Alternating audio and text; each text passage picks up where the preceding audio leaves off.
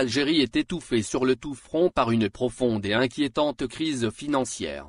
Mais ces devises continuent à servir au financement des emplois fictifs et des activités d'organismes totalement. Et c'est justement le scandale que veut étouffer en ce moment l'ambassade d'Algérie en France. Ce scandale concerne l'ELCO, un dispositif quasiment méconnu par les Algériens, mais qui coûte à leur État chaque année l'équivalent de 3 millions d'euros. L'ELCO est l'abréviation de l'enseignement de langue et de culture d'origine. C'est un service culturel géré par l'ambassade d'Algérie en France et financé par les devises de l'État algérien dans l'objectif de diffuser la langue arabe, la culture algérienne et le patrimoine algérien en France au profit notamment de la diaspora algérienne établie dans les plus importantes agglomérations françaises. Cet organisme géré par l'ambassade d'Algérie en France compte tout un personnel administratif qui est payé actuellement à ne rien faire. Il faut savoir que l'État algérien avait débloqué, pour l'année 2020, un budget représentant la somme de 2 821 960 euros.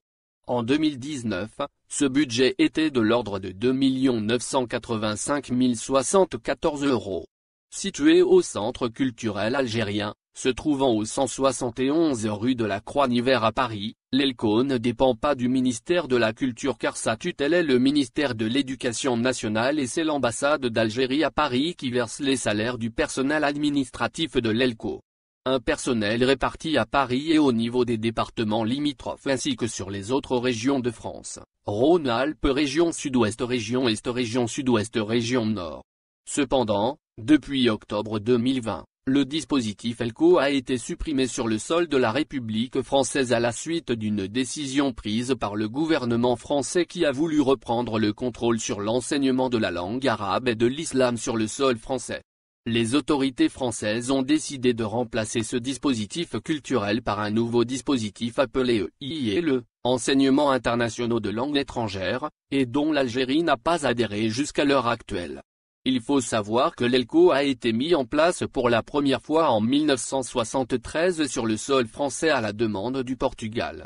L'Italie et la Tunisie l'adoptent en 1974, le Maroc et l'Espagne en 1975, la Yougoslavie en 1977 et un peu plus tard l'Algérie en 1982.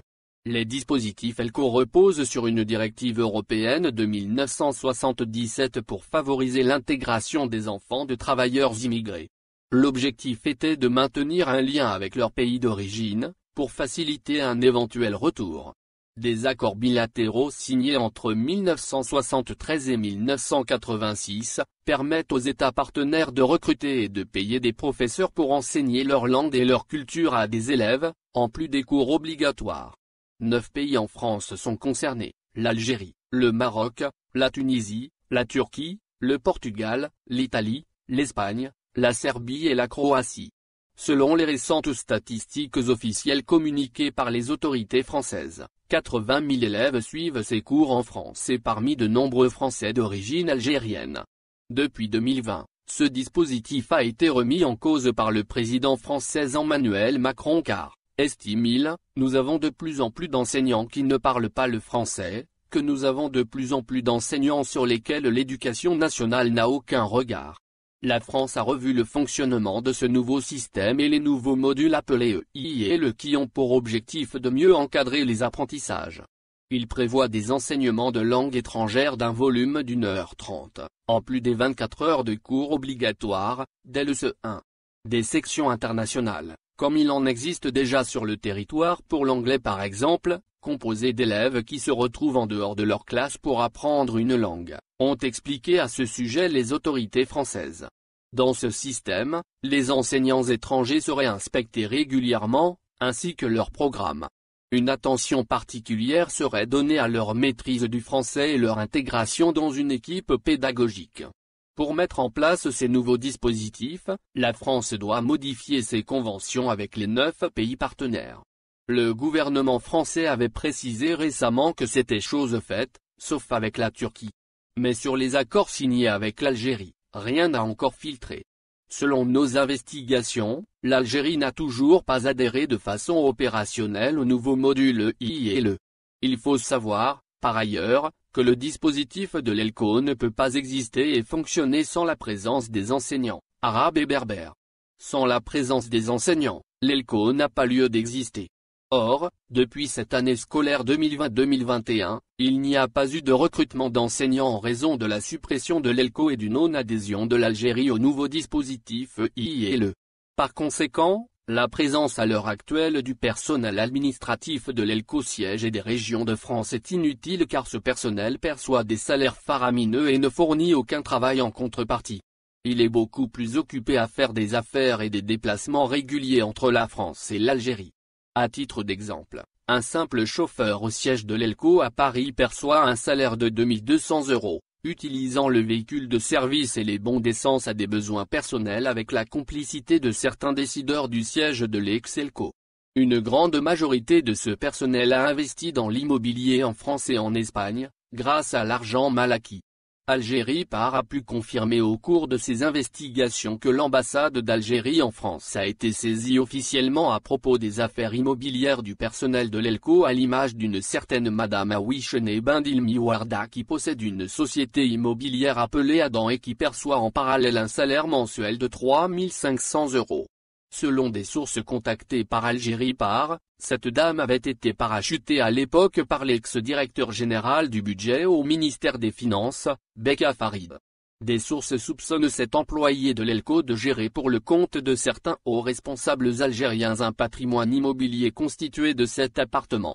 Des témoignages obtenus par Algérie Par assurent que cette dame est protégée par Merzeg Abdelhabib, directeur général par intérim des ressources financières et matérielles du ministère de l'Éducation nationale. Force est également de constater que le personnel administratif de l'ELCO bénéficie, jusqu'à l'heure actuelle, des mêmes vacances scolaires que le corps enseignant de France. Des privilèges rémunérés par les devises de l'ambassade d'Algérie en France.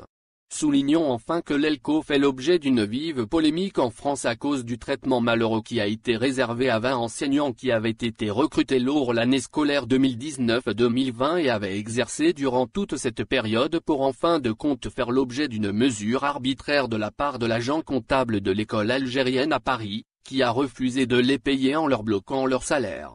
À ce jour, ces malheureux enseignants n'ont toujours pas été payés et certains d'entre eux n'osent pas ester en justice l'ambassade d'Algérie à Paris parce qu'ils espèrent qu'on leur trouverait une solution à leurs problèmes. Cet autre scandale s'ajoute à ceux que nous avons énumérés depuis le début de nos investigations. L'ELCO est devenu un dispositif qui permet à des dirigeants algériens d'offrir un séjour doré en France financé par l'argent public de l'État algérien.